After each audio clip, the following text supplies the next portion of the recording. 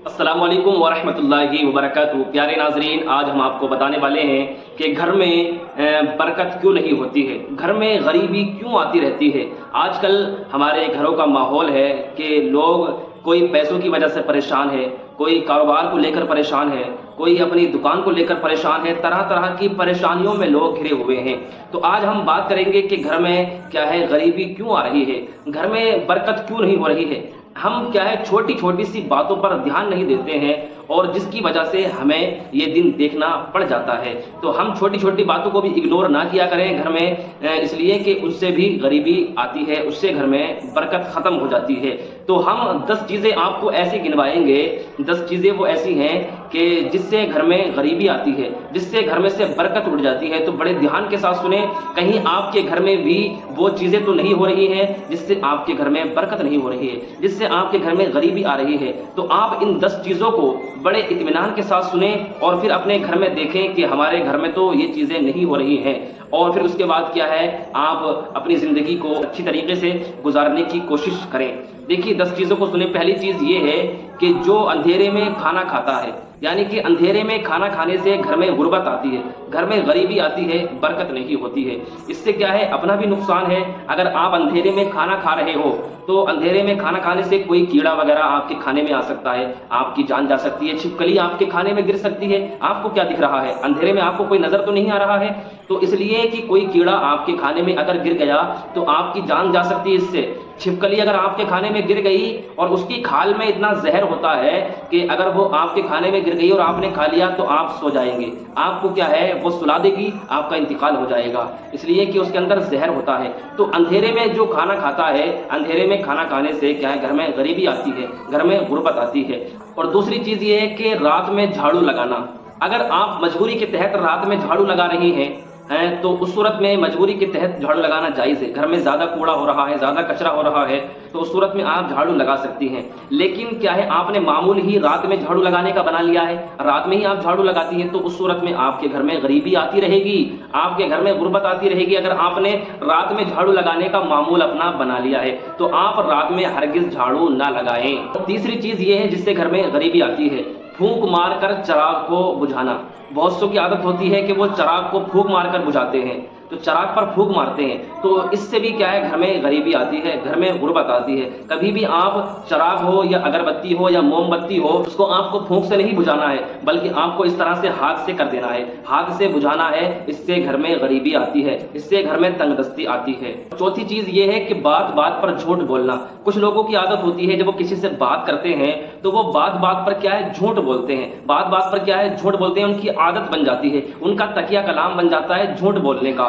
तो मेरे भाई, जो शख्स क्या है, जिसकी आदत पड़ गई है झूठ बोलने की, वो अपनी आदत को, इस गलीज आदत को, इस गंदी हरकत को दूर करें। इससे क्या है, आपकी दुनिया भी बर्बाद है और आपका घर तो बर्बाद है ही। आपके घर में बरकत नहीं हो सकती। जिस घर में झूठ बोला जाता है उस घर में बरकत नहीं होती है, उस घर में रहमत के फरिश्ते भी नहीं आते हैं। तो आप हजरात क्या है, झूठ बोलने से परहेज करें।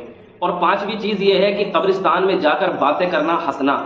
इससे भी क्या है, घर में गरीबी आती है। आपने देखा होगा कि कुछ लोग जनाजे में जाते हैं, दफन में जाते हैं, तो वहां भी वो खामोश नहीं खड़े होते हैं, कब्रिस्तान में जाकर बातें करते हैं, दुनियावी बातें करते हैं, इधर उधर की बातें, अपने कारोबार के बारे में बातें करते हैं, बिजनेस के बारे में बातें करते हैं। तो वो कब्रिस्तान में जाकर उन्हें क्या है, मुर्दों के लिए दुआ करनी चाहिए, उनके लिए फातिहा पढ़नी चाहिए, लेकिन वो क्या है, हंसने में निकाल देते हैं सारा वक्त और सारा वक्त बातें करने में निकाल देते हैं। वो तो इतनी मुकद्दस जगह है, वहां जाकर हमें नसीहत हासिल करनी चाहिए, हमें क्या है, मुर्दों के लिए दुआ करनी चाहिए।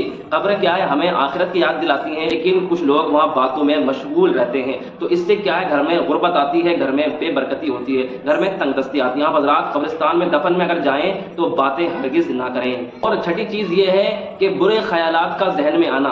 गंदे गंदे ख्यालात अगर आपके जहन में आ रहे हैं, एक तो वो होता है कि किसी के जहन में गंदे गंदे ख्यालात, बुरे बुरे ख्यालात जहन में खुद ब खुद आ रहे हैं, और एक वो होता है जो गंदे गंदे ख्यालात के बारे में सोचता रहता है, अपने जहन में जबरदस्ती लाता है। तो उस सूरत में क्या है, अगर आपके जहन में गंदे गंदे ख्यालात आ रहे हैं तो उस सूरत में तो घर में कुछ नहीं होगा, यानी कि घर से बरकत नहीं उठेगी। लेकिन आप जानबूझकर अपने जहन में गंदे गंदे ख्यालात ला रहे हैं तो क्या है, उस सूरत में घर में तंगदस्ती आएगी, घर में बेबरकती होगी, घर में गरीबी आती रहेगी।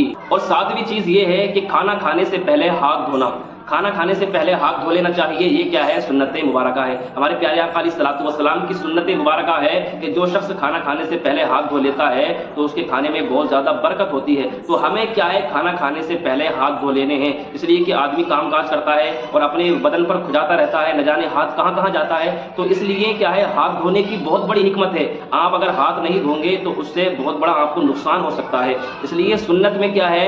حکمت ہوا کرتی ہے، سنت میں حکمت ہوتی ہے۔ آپ حضرات ہاتھ دھو لیں گے تو آپ تمام بیماریوں سے محفوظ رہو گے۔ اور 8ویں چیز یہ ہے جس سے گھر میں غریبی آتی ہے، ماں باپ کو ستانا، ماں باپ کی نافرمانی کرنا، ان کی بات کو نہیں ماننا، بات بات پر جھگڑا کرنا، بات بات پر گالی گلوچ کرنا اور انہیں برا بھلا کہنا۔ جس گھر میں ماں باپ کو ستایا جا رہا ہو، جس گھر میں ماں باپ کی نافرمانی کی جا رہی ہو، جس گھر میں باپ کی کوئی ویلو نہیں ہو، والدین کی کوئی ویلو نہیں ہو، تو اس صورت میں وہ گھر آبادی کی طرف کبھی نہیں جائے گا، وہ گھر آباد نہیں بلکہ برباد ہو جائے گا، اس گھر میں برکت نہیں ہوگی، غریبی آتی رہے گی جس گھر میں ماں باپ کو ستایا جاتا ہے۔ تو آپ حضرات اپنے ماں باپ کو، والدین کو بالکل بھی نہ ستائیں، ان سے راضی خوش رہا کریں۔ انشاءاللہ ماں باپ اگر راضی ہیں تو پاک پروردگار عالم بھی راضی رہے گا، اپنے والدین کو خوش رکھا کریں۔ اور نویں چیز یہ ہے کہ مکڑی کے جالے کو صاف نہ کرنا، یعنی کہ گھروں میں کئی سالوں سے مکڑی کے جالے لگ جاتے ہیں، مکڑی کے جالے ہو جاتے ہیں تو وہ گھر والے کیا ہے؟ صاف کرنے کا نام ہی نہیں لیتے ہیں۔ تو جس گھر میں مکڑی کے جالے ہوتے ہیں تو وہ اس گھر میں